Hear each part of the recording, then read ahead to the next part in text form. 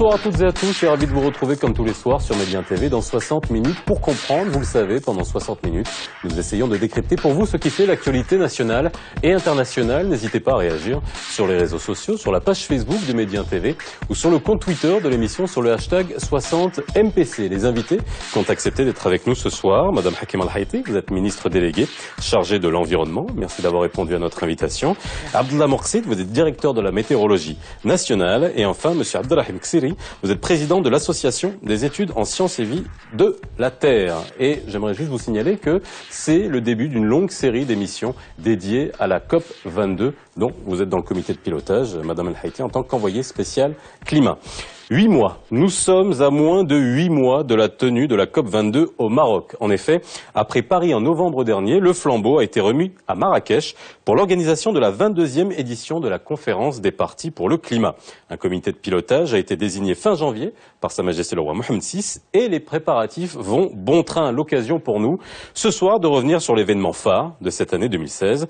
Pourquoi le Maroc a-t-il été désigné comme pays organisateur? Quelles sont les missions exactes et les échéances de ce comité de pilotage, ainsi que celles des instances concernées par les préparatifs? Et enfin, quelles sont aujourd'hui les urgences en matière d'environnement dans le monde et au Maroc? COP 22, les préparatifs en marche, c'est le titre de l'émission de ce soir.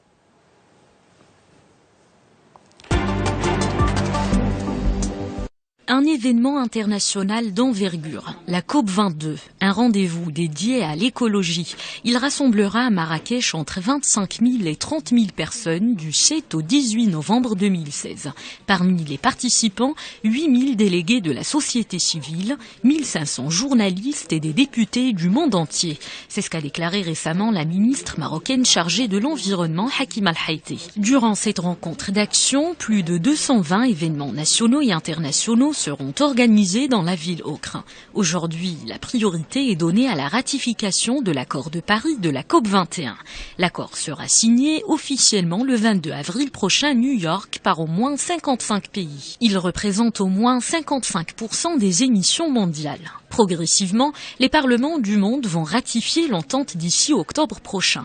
Objectif principal, limiter le réchauffement climatique à 2 degrés Celsius d'ici à 2100. Concernant la COP 22, elle est orientée vers l'adaptation aux effets du changement climatique. C'est aussi l'occasion de mettre en œuvre le protocole de Bonn. Le vendredi 23 octobre 2015, 195 pays ont approuvé un texte de négociation qui doit déboucher sur un accord mondial. Selon l'Organisation mondiale Alert, 2,7 milliards de personnes vivant dans 46 pays s'exposent à des risques élevés de violence à court terme. Et pour cause, les répercussions des changements climatiques qui alimentent les tensions économiques, sociales et politiques.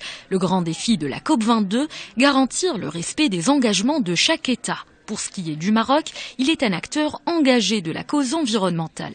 Le Royaume multiplie les projets dans ce sens. Le plus connu est le complexe solaire d'Ouarzazate. Il traduit la détermination du Royaume à réduire la dépendance aux énergies fossiles. Le Maroc avance ainsi sur la voie d'un développement faible en carbone.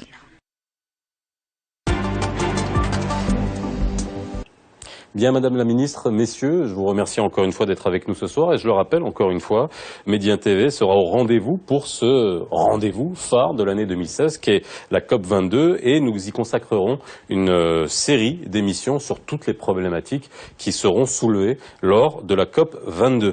Alors, juste avant qu'on parle des défis du Maroc, qu'on parle du contenu de la COP 22 et surtout du comité de pilotage et de ses attributions, juste revenir sur cet événement qui est quand même un événement majeur cette année, un événement de grande envergure. Pourquoi le Maroc a-t-il été choisi, Madame la Ministre, Marrakech, spécialement pour l'organisation de la COP 22? Bien, bonsoir, merci pour l'invitation. D'abord, le Maroc n'a pas été choisi. Le Maroc, sous l'instruction de Sa Majesté le Roi, que Dieu l'assiste, a déposé sa candidature pour recevoir cet événement historique, je dirais, qui est la COP 22. Donc on était 3 candidats. Il y avait le Panama, le Sénégal, qui était très avancé au niveau de sa candidature, et puis le Maroc. Et le Maroc a eu l'adhésion du groupe africain qui a endorsé et qui a donné son approbation pour que le Maroc soit retenu. Et la déclaration du Maroc a été faite en Lima en 2014.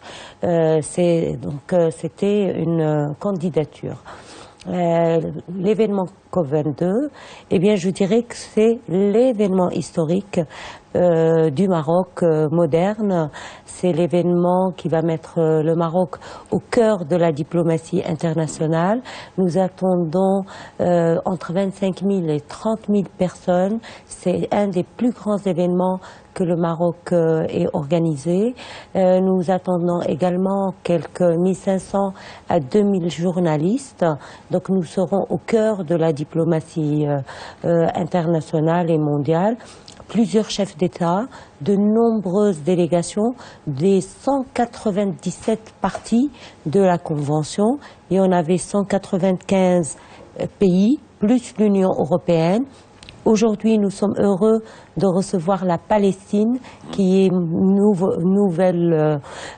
membre au niveau de la Convention. Donc, c'est 197 délégations qui vont venir du monde entier pour assister à cet événement qui sera organisé dans la ville ocre de Marrakech entre le 7 et le 18 novembre 2016. Pourquoi et quelle est l'importance de cet événement pour le Maroc? La symbolique que ça va renvoyer au monde entier. D'abord, cette COP22 se déroule, qui est une COP mondiale, et vous savez que la présidence marocaine est tenue à la neutralité parce que c'est un processus multilatéral et nous sommes neutres en tant que présidence. Mais n'empêche qu'il faut préciser que se déroulant sur une terre africaine, dans la ville de Marrakech, la candidature du Maroc a été endorsée par le groupe africain et donc cette COP22 aura une dimension africaine sans précédent, qu'on le veuille ou pas, étant donné que même l'accord de Paris, son objectif était de servir les pays les plus vulnérables, dont notamment l'Afrique. Et donc au niveau de la COP22, et Sa Majesté le Roi vient de le dire à Cross Montana dans son discours, en disant que nous espérons que la COP22 soit l'occasion de la célébration de la coopération sud-sud. Et donc au niveau de la COP22, nous aurons l'occasion en tant que Marocains de montrer le savoir-faire marocain, parce qu'il ne faut pas oublier que nous avons quand même initié des politiques nationales qui sont durables. Elles sont, je ne dirais pas à 100% durables, mais l'enclenchement de ces politiques a été fait depuis des années.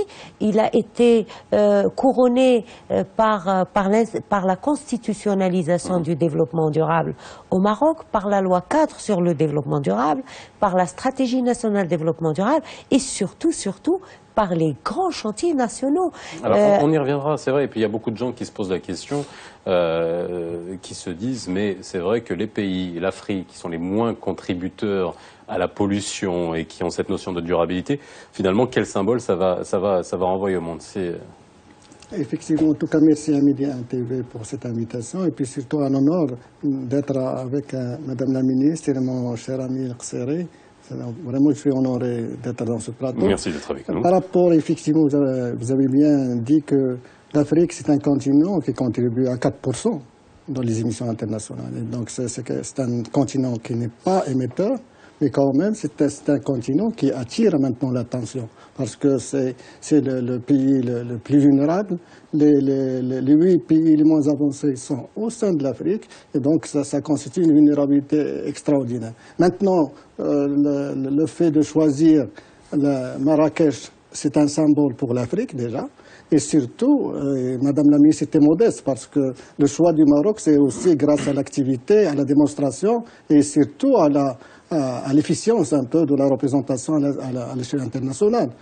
Vous avez dit COP22, ça veut dire qu'il y a eu 21 COP à l'avance. Et puis si on liste ces 21 COP, il y a celles qui étaient spectaculaires et la plupart qui ne sont pas. Et donc c'est pour cela, je crois que le choix du Maroc, c'est exactement parce que les Nations Unies veulent quand même en faire quand même une COP qui est à la hauteur, et la confiance a été attribuée au Maroc dans le sens. Maintenant, l'objectif, c'est un processus multilatéral pour essayer un peu d'engager, d'inciter un peu les pays à enclencher des coopérations sud-sud, mais surtout, ça a été dit par Madame la Ministre, c'est comment les pays les plus vulnérables sont en Afrique, Et maintenant, il faut obligatoirement que cet instrument des Nations Unies sert au minimum à installer une sorte de vigilance au niveau du continent africain, essayer de les aider à s'adapter aux impacts des changements climatiques et essayer un peu de les pousser à souscrire à tous les efforts d'atténuation des causes de ce changement climatique. C'est pour cela, je crois, la dimension africaine, elle est très grande. L'autre aspect qui est quand même, l'Afrique, c'est le continent qui contient une diversité extraordinaire, une diversité biologique, une diversité même géographique. L'étalement latitudinal est très important et surtout les écosystèmes. Vous avez le Sahara, vous avez les oasis, vous avez les montagnes, vous avez la savane. Et là, je crois que tous ces systèmes sont touchés en plein fouet par les effets, les impacts des changements climatiques. Et je crois, on peut dire, et on va le dire tout à l'heure aussi, c'est que l'Afrique est une sorte de laboratoire de la diversité et qui va nous faire mesurer dans quelle mesure les impacts du changement climatique sont là. Mais en même temps, ça nous permet de lister les solutions qui sont de nature à réduire cette vulnérabilité, à renforcer la résilience et surtout tout simplement à contribuer au bien-être des populations, notamment les populations africaines. Si vous permettez... C'est excellent. Je passerai la parole à Madame la ministre après. Donc, vraiment, ce qu'a dit Madame Morcette, je suis ravi d'être sur ce plateau avec vous, mais je veux insister sur une chose qui est essentielle. C'est pour la première fois qu'il y a eu une construction vraiment d'un accord avec des bases scientifiques à travers les 5 rapports du GIEC et aussi divers rapports de différentes institutions. Et ce rapport scientifique, il a pu établir la base pour la société civile internationale et la société civile marocaine qui fait partie. Donc la base pour un petit peu travailler ensemble, aussi bien avec les pays du Sud qu'avec les médias, pour pouvoir contrecarrer une certaine résistance qui a retardé depuis Copenhague. On a su ce qui s'est passé avec Kyoto, avec Copenhague, et grâce à cette mobilisation internationale qui est composée par la société civile, la société scientifique, la société médiatique, et à travers les pays du Sud, surtout les ministères d'environnement et de développement durable qui ont été assez actifs, on a pu avoir à exercer une certaine pression pour avoir un accord. Et cet accord, grâce aussi, il faut le dire, grâce à la mobilisation française qui a été assez générale et assez forte, on a pu pas mal de demandes de la société civile pour aller vers 1,5 degré, pour un petit peu toucher un certain nombre de secteurs comme l'éducation, comme les secteurs, comme le partage entre l'adaptation 50%, on a pu avoir énormément d'éléments grâce à la société civile africaine, au gouvernement africain et des pays du Sud. Et cette coalition internationale qui s'est constituée, ce travail qui a été constitué, qui a pu avoir un accord, maintenant, tout l'enjeu pour la COP22, c'est le même presque enjeu de la COP7 qui était à Marrakech. Donc l'histoire se répète, c'est un petit peu décliné maintenant comme il faut, parce que l'accord c'est une chose. Le 22 avril, on va assister aux signatures de l'accord par différents pays. Il nous faut 55% des pays, 55% ceux qui émettent 55% d'émissions pour avoir un accord qui entre vraiment en application. Mais tout l'enjeu maintenant, pour le Maroc, c'est que cette dynamique a été créée soit renforcée, parce que les choix qui ont été faits, on ne pouvait pas imaginer que le monde entier s'accorde d'ici 2100, puis on parle de 2050, qu'il n'y ait plus d'énergie fossile et qu'on passe directement aux énergies renouvelables. Ce sont des choses qui étaient presque imaginaires, mais maintenant, les discussions sur ça devient vraiment, même s'il y a maintenant toujours des défis à faire, mais on parle, il y a énormément de rapports, il y a des rapports qui parlent 100% d'énergie renouvelable pour le Maroc, 100% d'énergie renouvelable pour tel pays, pour tel continent, et donc on est dans une autre dynamique. L'Afrique, comme ça a été dit par Morcette, c'est pas uniquement, elle est impactée, mais c'est là aussi il y a les solutions, parce que il n'a pas encore entamé un modèle de développement à 100% où le retour est difficile.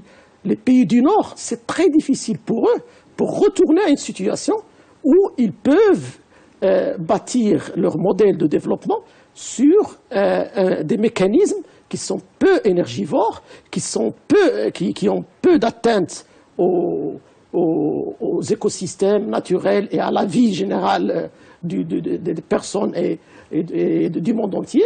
Mais pour l'Afrique, il vient d'avoir entamé vraiment le développement des différents pays.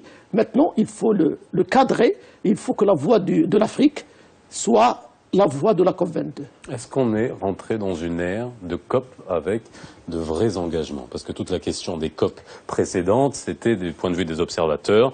On avait l'impression que c'était des grands rassemblements, de grands barnums, avec des vœux pieux, avec sans aucun engagement. Est-ce que le fait que le Maroc ait tenu des engagements et qu'un pays comme le nôtre, qui justement n'est pas confronté aux mêmes défis que les pays industrialisés, c'est aussi un signal fort donné à l'ensemble de la communauté internationale? Si vous permettez, j'aimerais d'abord continuer ce que je voulais vous dire, parce que c'est important. On parlait de la COP22, et pour moi, et à mon sens, la COP22 au Maroc, le Maroc peut être le pays de l'espoir pour de nombreux pays africains qui ont très peu de moyens et qui sont vulnérables au changement climatique et qui sont sous-développés. Et M. Morset l'a dit, de nombreux pays des PMA se trouvent, les moins avancés sont en Afrique.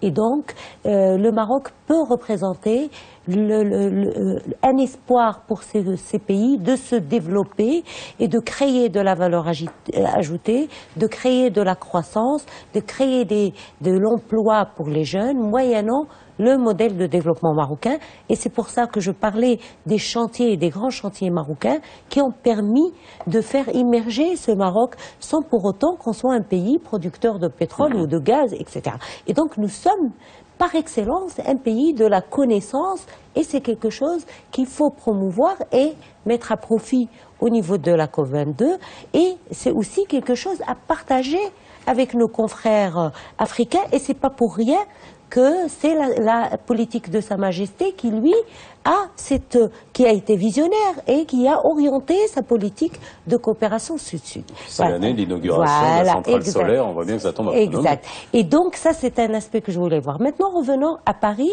et j'aimerais simplifier un peu les débats pour que nos concitoyens comprennent. Pendant 21 ans, on a négocié pour le climat. Pendant 21 ans, c'était des réunions de ministres de l'environnement. Les réunions du changement climatique, c'est des réunions de ministres de l'environnement. Ça restait entre professionnels.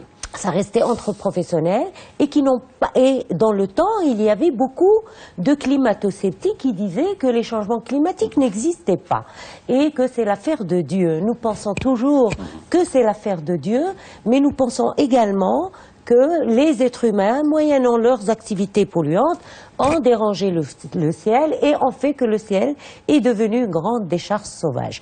Et donc, à Paris, et pour la première fois il y a 3 ans, on a commencé à observer des coupes duels. Ce sont des COP où il n'y a pas que les ministres de l'Environnement, mais il y a une mobilisation du secteur privé, des députés, des ministres des Finances, parce qu'on a compris que l'enjeu était beaucoup plus important que le ministre de l'Environnement. Et c'est encore pas un hasard que Sa Majesté ait confié la présidence de la COP au ministre des Affaires étrangères. Et donc c'est devenu un engagement des États, et c'est pour ça qu'on s'est mis d'accord à Varsovie qu'il fallait que tous les pays contribuent. Alors pourquoi vous avez dit, nous, pays africains, continent africain, on ne pollue pas beaucoup, on souffre des changements climatiques, et de plus on nous demande de contribuer? Eh bien tout simplement... C'est toujours la grande question qu'on ben pose. Oui, pourquoi nous, alors que nous on doit se développer et les autres achever leur développement? Je vais vous répondre.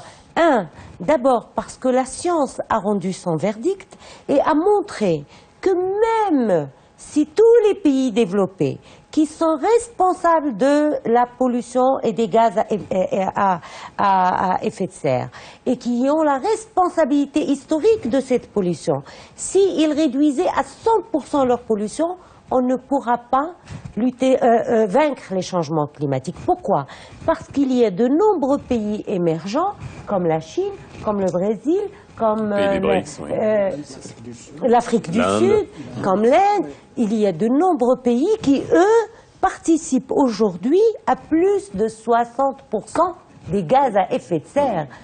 Alors, la décision était que tous les pays participent et par solidarité mondiale, les Africains, les États insulaires, les PMA ont dit amen, tout le monde va participer et on a dit parce que le climat n'a pas de frontières, n'a pas de religion, n'a pas de pays, c'est une histoire mondiale et nous on veut participer. Donc on a dit amen, on participe. Aujourd'hui on est parti à Paris et à Paris, la décision, pour la première fois, on a un accord qui est historique à mon sens, parce que nous avons réussi à mettre d'accord 196 parties. C'est pas chose facile. Jamais être d'accord 3 personnes. Voilà, déjà 3 personnes c'est difficile. 196 parties. La deuxième chose, c'est que tout l'accord a été orienté vers les pays les plus vulnérables, et je mesure bien le terme plus vulnérables au changement climatique, et pas vers les pays les moins développés. Eh bien, tout simplement parce que les pays développés ont dit « nous voulons nous engager, mais d'abord en priorité, on aide les pays les plus vulnérables à s'adapter au climat, comme disait M. Morset. Et quand on dit à s'adapter au climat, vous savez qu'on parle de l'Afrique, dans les pays les plus vulnérables. En Afrique, il y a 300 millions d'Africains, 350 millions d'Africains qui n'ont pas accès à l'eau potable. Il y a 650 millions d'Africains qui n'ont pas accès à l'énergie. Quand vous regardez la carte énergétique mondiale, l'Afrique est une tache noire. Et il y a des femmes et des jeunes filles qui dépensent tous les jours, 1 400 000 heures en Afrique pour aller chercher de l'eau. Et il y a une migration massive, il y a une dégradation massive des sols et des terres à cause de la sécheresse. Et donc le continent africain est très touché. Et c'est pour ça qu'à l'accord de Paris, on a dit on va orienter les financements vers les pays les plus vulnérables. Aujourd'hui. Est-ce que nous sommes un pays vulnérable? Je pose la question juste en termes de météorologie. Quels sont les risques que l'on court, nous le Maroc, d'un point de vue? Quelles sont les conséquences que les changements climatiques pourraient avoir sur notre pays? On l'a bien vu, on a eu cette année un hiver très doux, mais qui a été général dans le monde entier. Mais on voit bien que l'impact que ça a pu avoir, alhamdoulilah, la pluie est venue, même tardivement, mais elle est venue. Mais on a fait d'ailleurs plusieurs émissions à ce sujet. Mais quels sont les risques réels, même pour les gens qui nous regardent? C'est vrai qu'on peut se dire, mais quels sont pour le Maroc? Est-ce qu'on est un pays vulnérable? Dans quelle proportion? Le Maroc n'est pas un pays singulier face à cette problématique globale. Parce que le changement climatique, c'est un problème global qui nécessite une mobilisation globale. Et on prend le Maroc comme un pays du pourtour méditerranéen. Donc, vous l'avez bien dit, déjà on a observé des phénomènes extrêmes qui ont suivi au Maroc d'une façon un peu spectaculaire. Je crois que si on voit juste la dernière décennie, le nombre de précipitations intenses était spectaculaire. Et je crois qu'on s'inscrit tous dans cette tendance de température élevée. Et comme vous savez, l'année 2015 a été jugée comme l'année la plus chaude de façon globale et on n'y échappe pas. Par contre, quels sont les impacts de vulnérabilité? Il y a une augmentation cohérente de la température associée à une diminution entre 15 et 25% des précipitations. Mais ce qui est important, c'est d'abord quand on va vers un aspect cumulatif, et en utilisant un système de fenêtrage, c'est-à-dire on a pris 2 fenêtres passées, on a vu quand même qu'il y a une migration du climat à caractère aride et semi-aride au dépend du climat humide et semi-humide du sud vers le nord. Et là, pourquoi l'aridité? C'est un caractère cumulatif, c'est-à-dire il a le symptôme un peu quand il est là, il va stagner. L'autre aspect qui est très important, c'est l'accélération des phénomènes extrêmes. Et si on était dans une logique où les choses un peu oscillaient normalement, et qui permettaient une certaine adaptation, maintenant les systèmes sont tellement rapides qui rendent les gens à genoux face à une adaptation par rapport à ce rythme un peu accéléré. Donc, les événements extrêmes sont attendus à être amplifiés et non pas uniquement l'observation.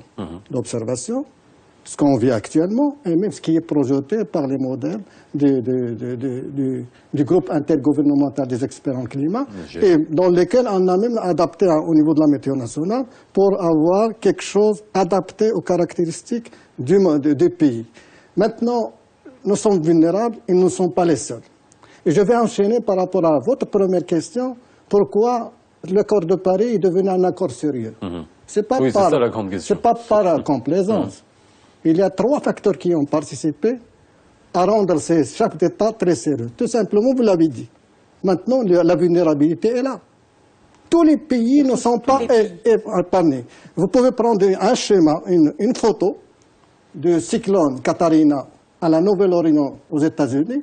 Si vous enlevez les États-Unis d'Amérique, vous pouvez dire que c'est un pays vulnérable, très pauvre. Donc, les phénomènes extrêmes ont touché tout le monde. Donc, toutes les populations, ils ont exercé des pressions sur leur gouvernement de dire faites quelque chose. Le deuxième facteur, c'est un facteur de la recherche. Maintenant, la recherche, les technologies productrices d'énergie renouvelable sont maintenant plus accessibles. Donc, ça veut dire les solutions sont là. Le troisième aspect qui est important, et c'est l'aspect scientifique. Maintenant, vous savez, la communauté internationale a créé ce fameux groupe intergouvernemental des experts en climat. Et il a mandaté de préparer des rapports de science.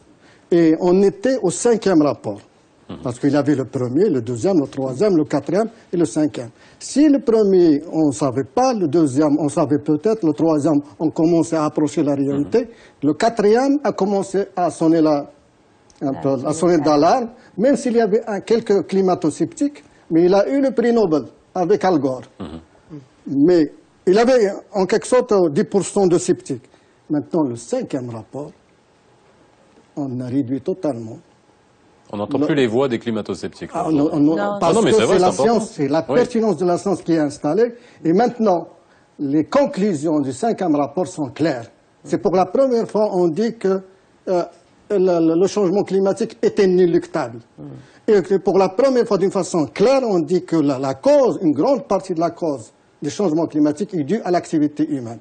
Donc, face à ces 3 aspects-là, je crois que les gouvernements, selon une pression assez importante, vous avez les solutions, vous êtes vulnérables, vous devez agir. Et c'est pour cela, je crois, qu'on doit agir dans un sens pour essayer de un peu limiter les dégâts. Alors justement, limiter les... Juste un petit complément par rapport à ce que dit Simorset, qui est important pour le Maroc. Il ne faut pas oublier que le Maroc a une richesse exceptionnelle. C'est ces 3500 kilomètres de côte qui sont 3500 kilomètres d'opportunités de développement. Mais ce sont aussi 3500 kilomètres de risques et de vulnérabilité. Et c'est pour ça qu'au ministère de l'Environnement, on a sorti une loi l'année dernière, la loi sur le littoral, pour protéger les côtes. Et le rapport du GIEC montre qu'au niveau du Maroc, nous sommes un point rouge, nous sommes menacés de la montée des eaux, parce que une des conséquences des changements climatiques, c'est aussi le rehaussement du niveau des mers. Et la fréquence des grandes marées. Voilà. C'est que c'est... Oui, d'abord en tant que membre associatif, mais aussi au coordinateur d'une alliance marocaine pour le climat et le développement durable, la MCDD, on a vraiment eu une participation après plusieurs années avec 3 à 5 personnes. L'année dernière, avec la COP21, la MCDD, avec la coalition internationale, on avait vraiment mis le point sur le fait qu'on ne parle plus des climato-sceptiques, mais qu'on passe à autre chose. D'abord, il y a les 100 milliards qui doivent être versés chaque année à partir de 2020. Et on considère que c'est peu, vraiment. C'est parce que pour le militaire, qui est une arme de la mort, on voit l'armement, comment il circule, c'est plus de 1700 milliards.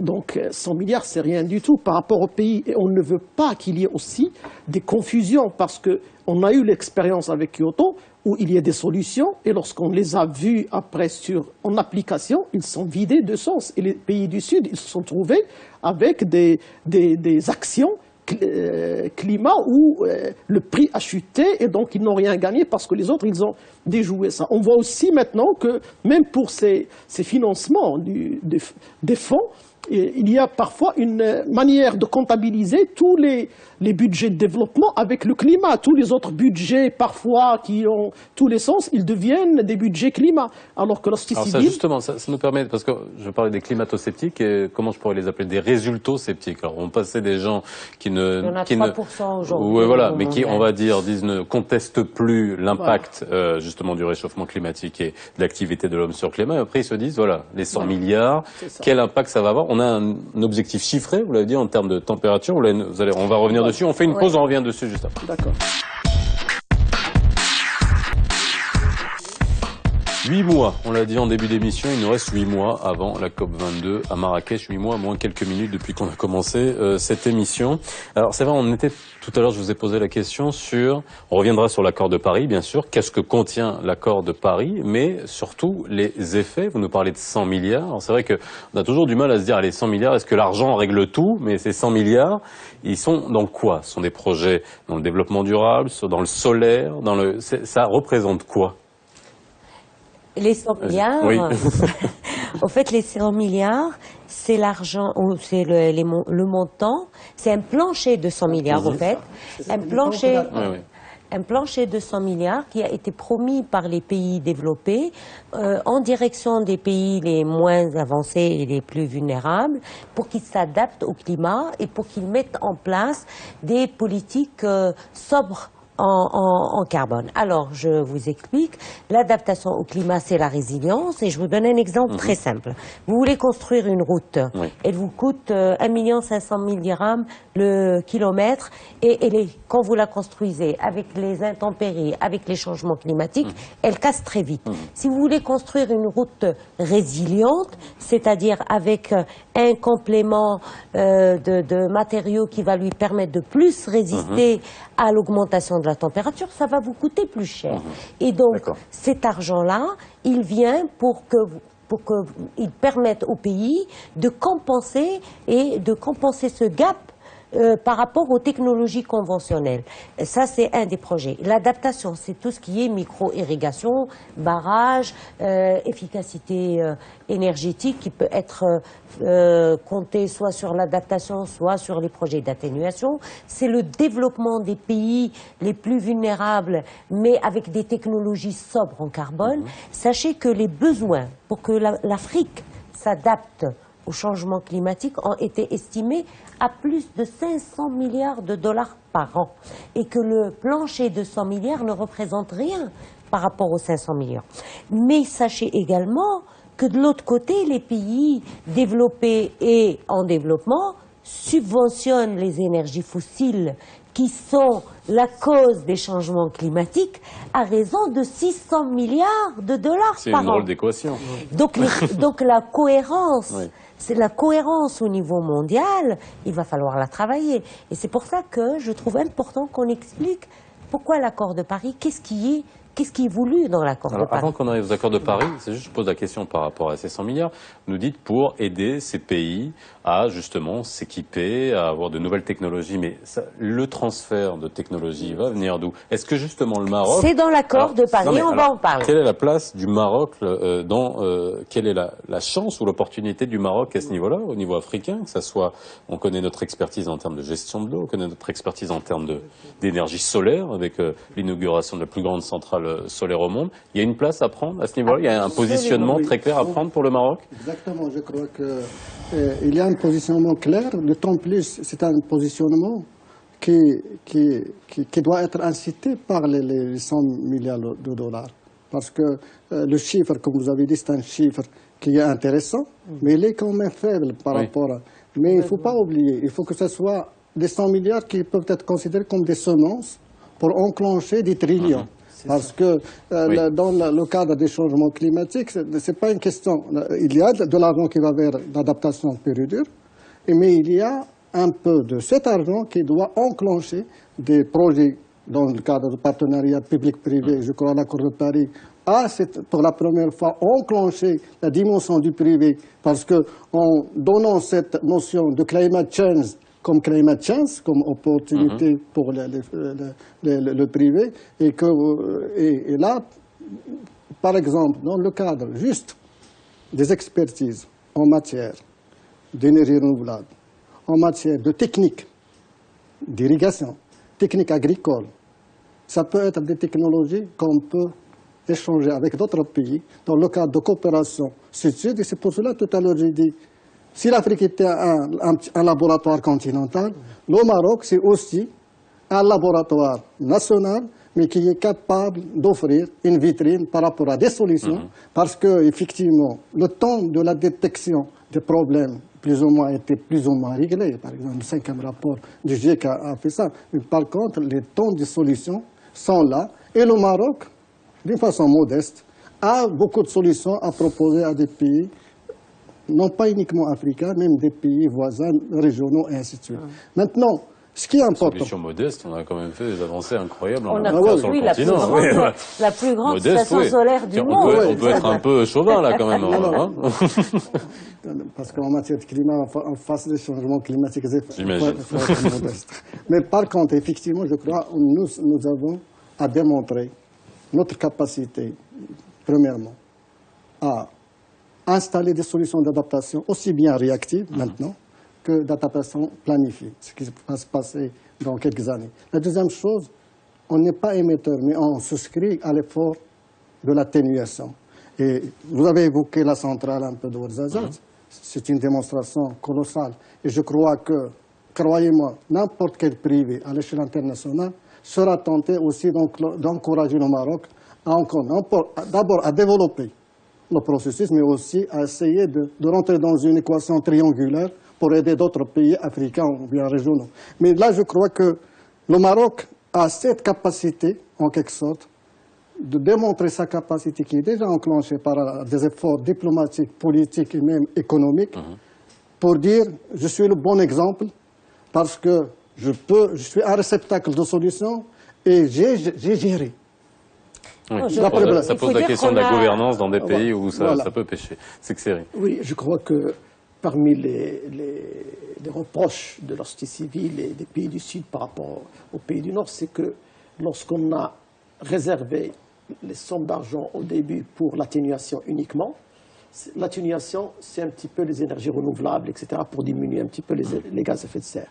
Et ben, on s'est rendu compte à l'échelle internationale que ceux qui vendent cette technologie, ce sont les pays du Nord. Et donc, ce sont les plus gagnants. Et donc, on s'est retrouvé aussi dans une situation. Maintenant, le transfert de technologie, est-ce qu'il sera facile? Non, il ne sera pas facile. Parce que même si les États, au niveau politique, ils peuvent prendre des décisions, il y a énormément de multinationales et de sociétés privées qui détiennent ce pouvoir, qui sont parfois plus forts que les pays et qui sont en dehors de l'accord. Le transport maritime, le transport aérien, c'est parmi les plus grands émetteurs et ils ne sont nulle part. Et la société civile, elle demande à ce que vraiment on mesure leur impact et qu'ils soient intégrés. Et donc le transfert de technologie, c'est vrai dans l'accord, c'est pourquoi on dit que pour l'accord de Paris, c'était un accord de décision politique. Mais là, la concrétisation, ce sera au Maroc. On va voir les détails, comment on peut pouvoir mettre en œuvre tout ça. Et c'est là, le diable se cache dans les détails. C'est maintenant qu'il faut bien comprendre l'accord et qu'il faut bien faire attention pour verrouiller les solutions.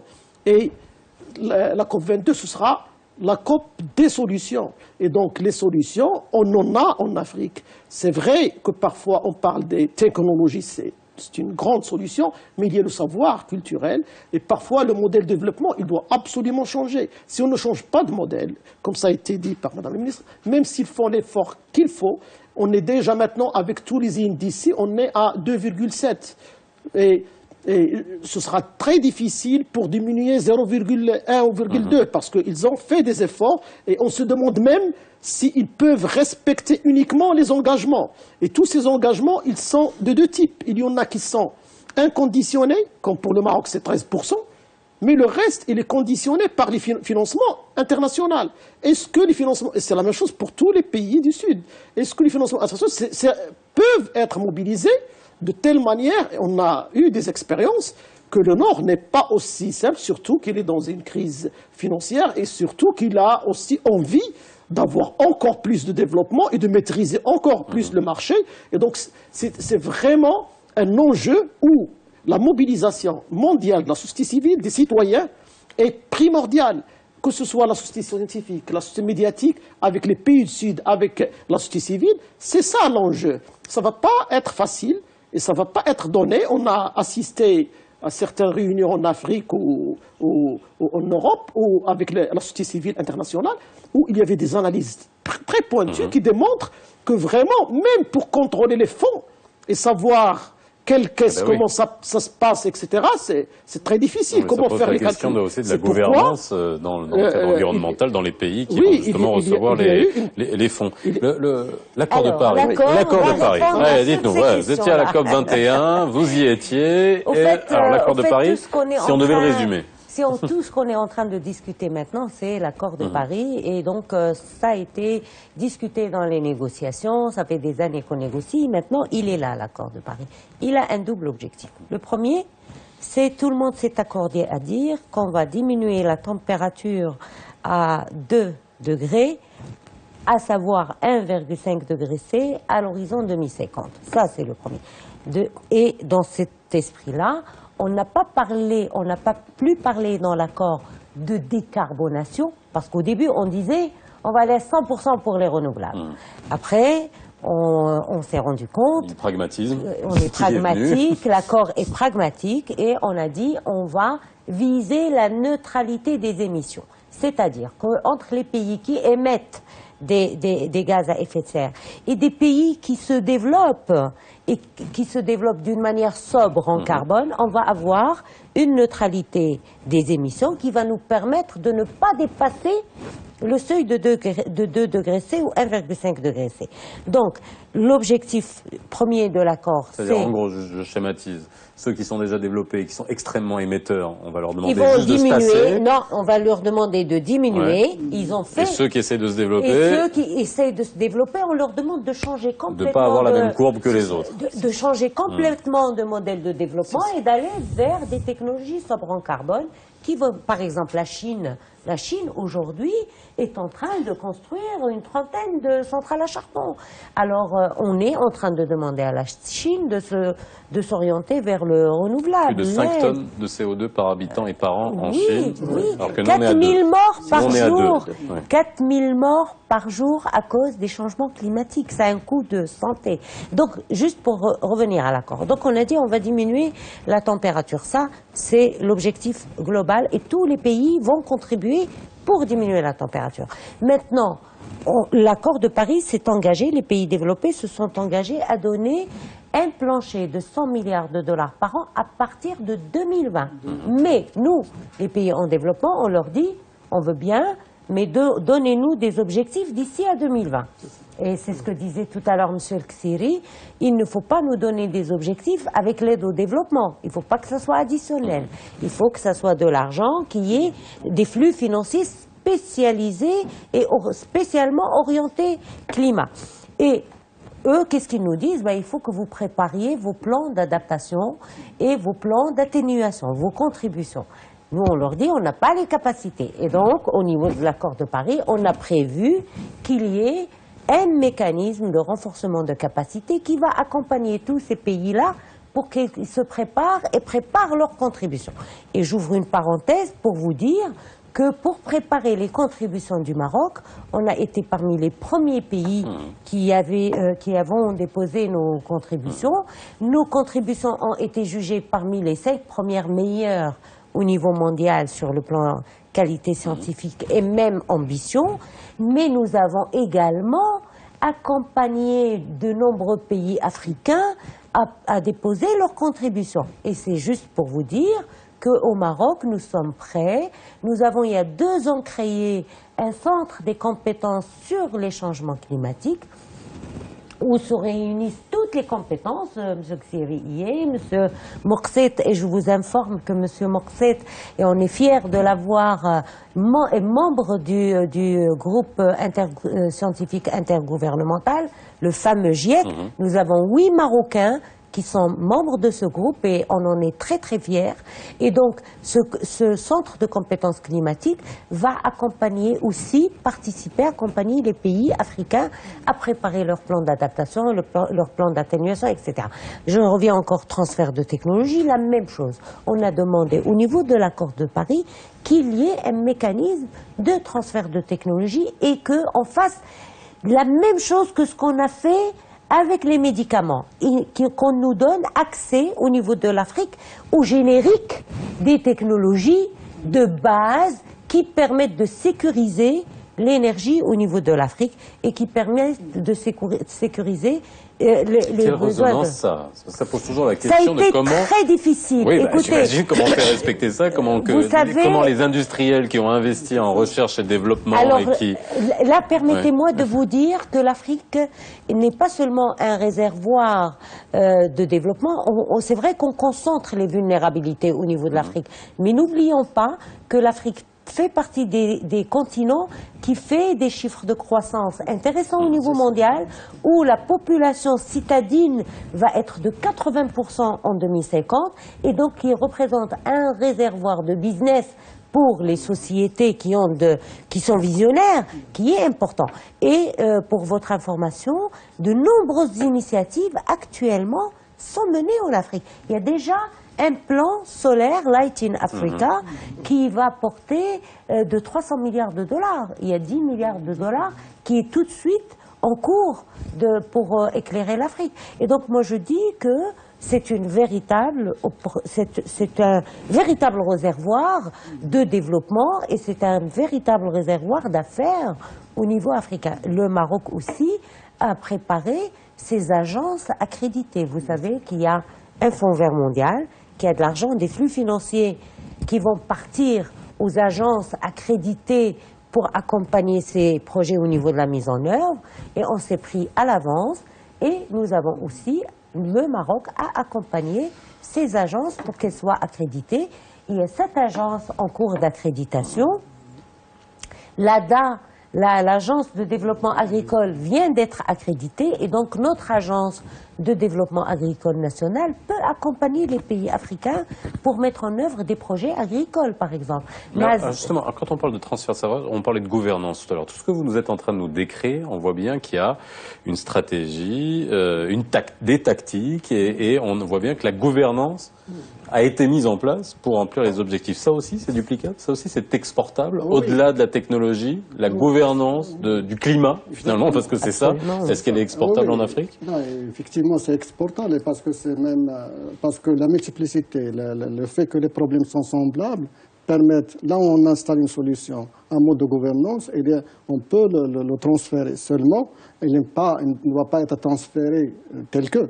Parce que chaque pays a ses particularités, sa culture, il faut qu'il soit adapté. Maintenant... Et ça peut être compliqué. Ça peut être compliqué. Et déjà c'est quelque chose qui vient d'être dit par Madame la ministre, même les fameux 100 milliards. C'est une cagnotte en quelque sorte. Oui. Mais il faut d'abord avoir la possibilité d'y accéder. Il faut préparer des projets éligibles. Et c'est pour cela, c'est les agences accréditées, parce qu'on ne peut pas préparer un projet et on le propose et les financer. Non, il faut qu'il soit éligible, il faut qu'il soit accepté. Et on a déjà un mécanisme de développement propre. C'était aussi un mécanisme financier de même type, dans lequel les pays africains n'ont pas bénéficié en comparant avec la Chine, l'Afrique du Sud, le Brésil et tout ça. Donc ça veut dire déjà l'argent. Il faut avoir des projets éligibles pour avoir cet argent. Il faut aussi, même quand on a l'argent, il faut démontrer la capacité de le dépenser et dépenser dans l'objectif de l'adaptation. Parce que là, il y a aussi un système d'évaluation qui est derrière. Maintenant, je reviens à l'idée, et ça rentre toujours dans la gouvernance. Maintenant, la problématique du changement climatique, on peut la résumer en 2 paquets. Un paquet qu'on peut associer à l'aspect sécuritaire. Les impacts sur le changement climatique influent sur la sécurité alimentaire, la sécurité en quelque sorte même humaine, avec les migrations, les migrants climatiques, tout simplement, avec toute une panoplie. L'autre aspect, il a la composante, le volet climate change. Et tout à l'heure, vous avez bien dit, parce qu'il y a des sociétés qui ont l'habitude d'utiliser une énergie fossile un peu, mais avec cette ouverture d'opportunités, ils peuvent se convertir. On peut transformer notre économie en une économie productrice de carbone, en une économie verte, en une économie bleue. Et je crois que c'est cette mutation-là qui est en train de s'enclencher et je crois que c'est quelque chose qui est très important. L'aspect gouvernance, je crois qu'il faut le conceptualiser. Climate change, il a la composante chaos control, c'est-à-dire déjà tout ce qui est sécuritaire. Si on arrive à installer une capacité de contrôler le chaos, les phénomènes extrêmes et tout ça, ça c'est un volet. La climate change, c'est aussi toutes les opportunités offertes par le changement climatique, il faut en profiter. C'est déjà deux axes de gouvernance assez intéressants pour renforcer la capacité même économique d'un pays. Le troisième aspect qui est très important, on était en train de vivre dans le cadre de la variabilité naturelle du climat. Comme j'ai dit tout à l'heure, on peut s'adapter comme on veut. Non, maintenant, c'est un système très rapide, très accéléré. Le dérèglement climatique n'a fait qu'accélérer les choses. Et c'est pour cela, si on était dans un système un peu traditionnel, lent, on est dans un système qui impose la vigilance. Donc, c'est ça, c'est clair. Et cette vigilance, par définition, et ça, c'est lié avec la gouvernance. Réussir une vigilance, ça se base sur trois axes. C'est un triptyque. Développer les capacités de savoir, développer les capacités de réagir, développer les capacités de prévenir. Développer les capacités de savoir, et je crois que le modèle marocain est excellent. C'est parce que même dans les initiatives énergie renouvelable, il ne s'agit pas d'importer des technologies. Il faut aussi garantir l'industrialisation au niveau marocain. On est en train de faire. C'est ça, on est en train de le faire et ça c'est le bon exemple et le Maroc sera le bon exemple. C'est l'intégration. Et dans le cas d'une croissance inclusive aussi. C'est un modèle c'est la recherche, marocain. l'innovation. Maintenant, l'aspect, donc c'est une sorte de personne, une formation qui touche toutes les... Le centre de compétences Voilà, sur les changements climatiques. le centre de compétences changement climatique. Et qui doit être adressé à toutes les populations, à tous les âges, à tous les genres. Maintenant, les capacités de réagir. On doit raisonner avec des commandos techniques. Et vous savez, le commandant militaire, c'est quelqu'un qui est très fort, bien formé, avec des systèmes. La même chose en changement climatique, il faut que ce soit quelqu'un très bien formé, qui a un système d'information le plus rapide qui peut lui permettre de réagir rapidement. La capacité de prévenir, je crois, et c'est ça, je crois que si on a les efforts qui ont été entrepris par le GIEC, c'est d'abord, il a étudié le passé, il a suivi le temps réel, mais il a la capacité de prévenir. Des modèles prédictifs. Des modèles prédictifs. Et ces modèles prédictifs, et c'est ça ce qui est important, ils nous permettent de dégager ce qu'on appelle une adaptation planifiée. Les projections dans 10 ans, 20 ans, 30 ans peuvent donner le cas du Maroc comme le cas qui est en train. Ce que nous allons vivre dans 10, 20 ans, 30 ans, c'est peut-être le climat qui est en train d'être vécu en Mexique ou bien en Californie. Et avec ça, en connaissant ça, pays en voie de développement, ça nous permet d'installer une planification progressive qui va nous mettre dans un monde qu'on vit maintenant vers un monde d'une façon... Et ça, on peut renforcer la résilience, réduire la vulnérabilité et en faire une démonstration, que ce soit pour nous, dans notre région, même pour notre continent. C'est excellent. Oui, je crois que le mot que vous avez dit est vraiment l'un des grands problèmes pour les pays du Sud, c'est la gouvernance. C'est vrai qu'il faut mobiliser les fonds, il faut s'adapter, etc. Mais il y a un vrai problème de gouvernance dans les pays du Sud, et on le sait très bien, parce qu'ils ne vivent pas uniquement le problème d'instaurer des technologies, de l'agriculture, ça, on voit qu'il y a pas mal de problèmes qui touchent la sécurité, qui touchent le problème de bonne gestion, qui touchent le problème de rythme. Parce qu'il y en a qui vivent au jour le jour, et le fait de prévenir, ça peut-être, ils sont les pays les plus développés, ils ont cette capacité beaucoup plus vite de s'adapter et de prévenir. Les pays du Sud, c'est très difficile, ça a été dit, même dans des pays comme le Maroc, on a des gens climato-sceptiques jusqu'à il y a quelques jours. Donc il y a un problème de mise à niveau des connaissances, mais aussi d'engagement, parce qu'on a, même dans le comité scientifique, je connais qu'il y était, il y a quelques mois, climato-sceptique. Donc il y a vraiment un travail de fond qu'il faut faire, et aussi le rythme avec lequel il faut travailler, parce que les enjeux sont rapides. On a vu cette année qu'il y a beaucoup de mois, l'été a été prolongé. Et donc le changement, tout le monde n'a pas su comment ça va se passer l'année. Et donc toutes les agricultures qui devraient être semées à une certaine période ne pouvaient pas être faites. Et donc ça doit changer totalement l'esprit. Et on doit avoir des ingénieurs agronomes, des techniciens qui comprennent tout ça et qui s'adaptent rapidement.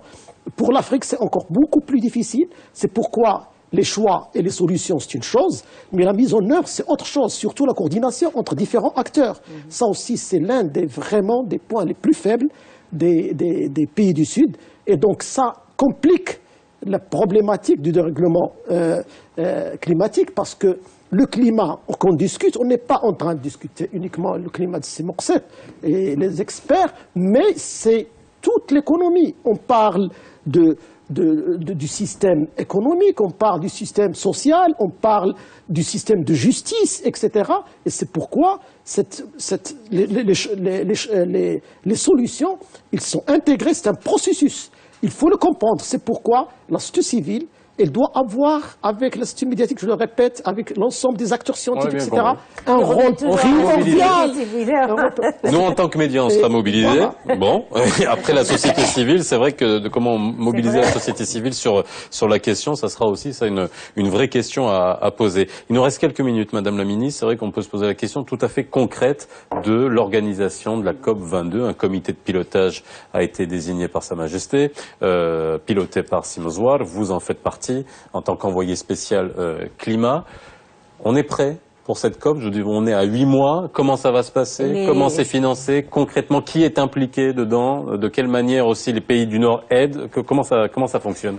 Écoutez, les jours se précipitent parce que 8 mois... Parce que 8 mois, c'est rien pour un événement comme ça. Pour un événement de cette importance, comme vous l'avez dit, il y a un comité qui est présidé par Simoswar.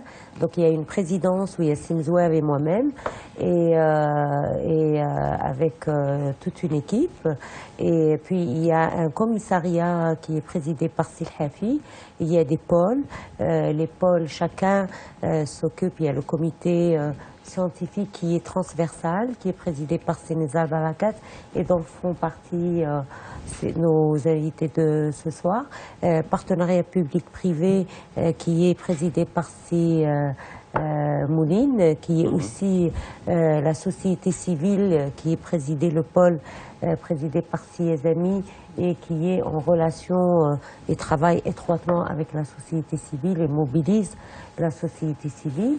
Bien sûr, l'aspect médiatique de l'ensemble est couvert par le pôle média, qui est présidé par Madame Samira Sitaïl, et puis un très gros morceau qui est présidé. Non.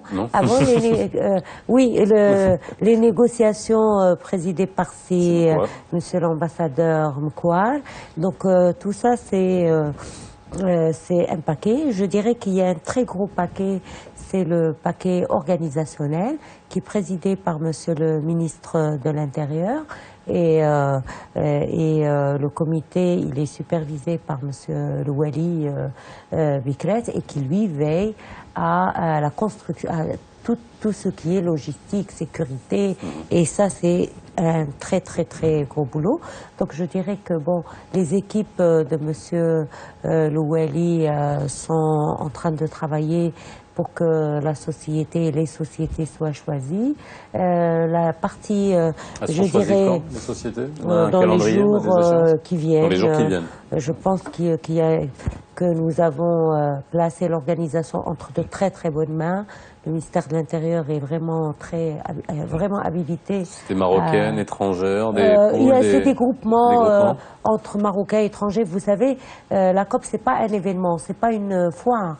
C'est un événement scientifique dans lequel même l'agencement, les flux de circulation sont importants, les rassemblements des négociateurs, des formels, des informels. Donc c'est des techniques et il y a toute une procédure. Donc il faut bien entendu que ce soit des sociétés qui aient les références et qui ait les capacités techniques pour faire cet événement, mais bien entendu en collaboration avec les sociétés marocaines qui savent faire de l'événementiel et qui ont l'habitude de... donc je disais qu'il y a la partie négociation et il y a la partie mobilisation qui est faite par tout le monde, par tous les acteurs et qui va demander de nous, en tant que Marocains, citoyens, société civile, ministère, secteur privé, de lancer des initiatives sobres en carbone, de préparer des manifestations internationales